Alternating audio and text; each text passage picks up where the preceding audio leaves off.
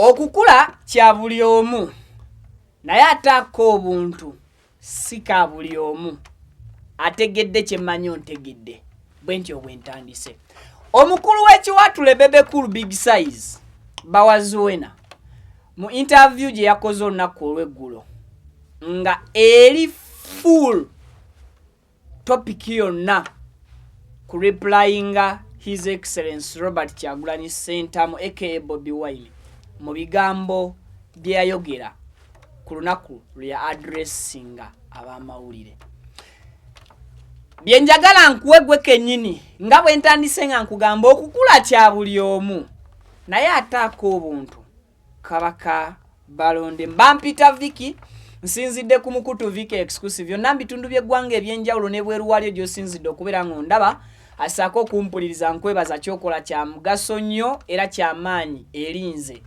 okosaako n'eggwanga lyange. Video nkusabye yo sooka ogimpereka like bw'omaze okubeera ng'ogindayikingira nja kukusabira subscribinga buli lwo subscribinga ku channel eno making sure nti okwata mukadde n'okajja mu kigambo personalize ate n'okateeka mu kigambo all wensinzira nga nkugamba nti turn on that notification bell buli kimu ojja kuba okifuna bulungi ate mukadde.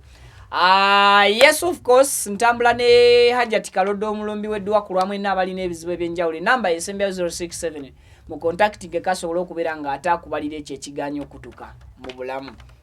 Now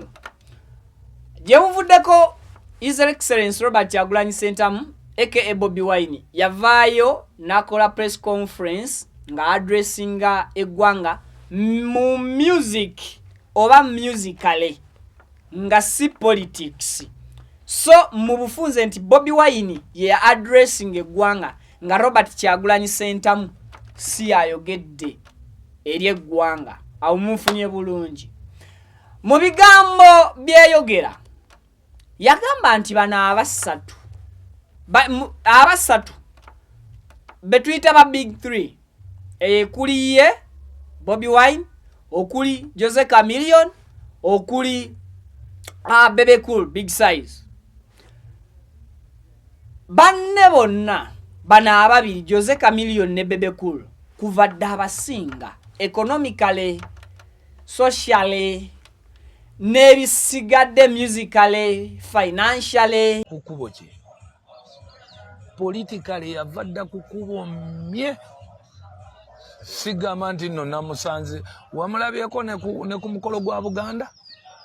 ku birthday bamugana ogendayo bamugana nga nange bangana kati ajoyininza nti eno ekyo ne kikulaga nti ne ku mulamwa tokola ki toliiko so n'olwekyo nze ndowooza ebyo ebintu byayagala okuddamu ebyo ebyekitootote ebyo ebyekisiru abireke abiveeko kubanga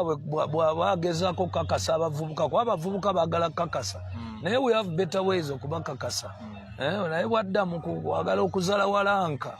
ziddemu zivuge zijja vuga ye Mayanja yagambye tuddeyo ku zero tutandike buto anti kati ffe abalina amaloboozi ffe tubeera ku shuwa ate nga wena ne wano ojja kusindika tujja kusumulula ate bagambe nti ate muzeeyi yatuwa ng'ate ensonga eyo ya kisiru nnyo era neewunyizza nnyo oba yabikoze atya omuvubuka oyo I really don't understand how